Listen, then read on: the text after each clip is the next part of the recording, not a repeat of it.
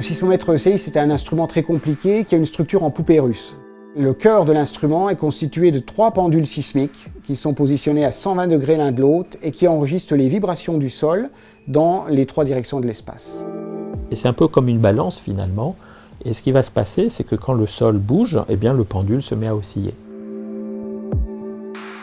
Aujourd'hui sur Mars, on est capable de détecter des déplacements qui font 3 picomètres, et 3 picomètres, c'est 1/50e de la taille du rayon de la taille d'un atome d'hydrogène. Donc c'est vraiment des déplacements qui sont très très petits. Déjà quand on les voit visuellement, on comprend qu'on est face à un mécanisme qui pourrait être un mécanisme d'horlogerie.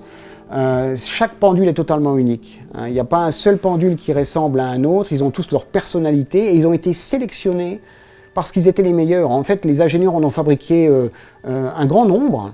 Et pour chaque pendule, on a sélectionné le ressort, le pivot. Tous les composants du pendule ont été sélectionnés parce qu'ils interagissaient correctement les uns avec les autres.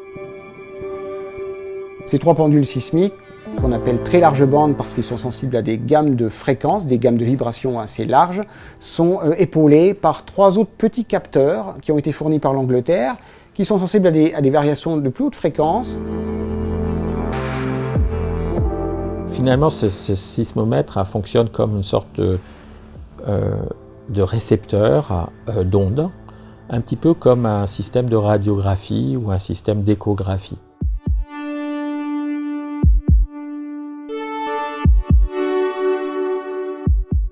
Quand on veut regarder le fœtus d'un bébé dans le ventre de sa mère, on va utiliser un émetteur d'ondes ultrasonores et puis un récepteur d'ondes ultrasonores. Et on utilise l'émetteur pour envoyer des ondes qui vont se réfléchir sur le fœtus et puis rebondir sur la peau du fœtus et revenir vers une sorte de micro finalement qui enregistre ces ondes-là. On fait un petit peu la même chose avec Mars, mais évidemment la source elle n'est pas artificielle, c'est une source naturelle, c'est des impacts de météorites, c'est des séismes, c'est des tremblements de Mars.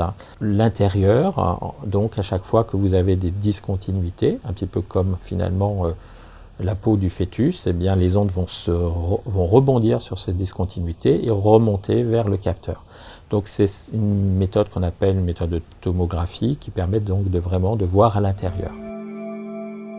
Suivant la façon dont ces ondes vont se propager, eh bien on pourra dire que telle partie de Mars est liquide, c'est le noyau, telle partie de Mars a une composition différente du reste, c'est par exemple la différence entre la croûte et le manteau.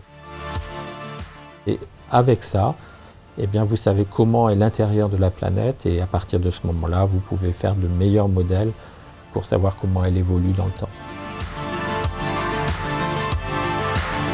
En fait, l'instrument est allumé en permanence. Le sismomètre écoute en permanence ce qui se passe sur Mars. Et une fois on a trouvé les événements, on va annoncer ça dans l'équipe. Il y a beaucoup d'analyses d'images et beaucoup de cartographie fine pour essayer de bien identifier quelles pourraient être les sources des séismes.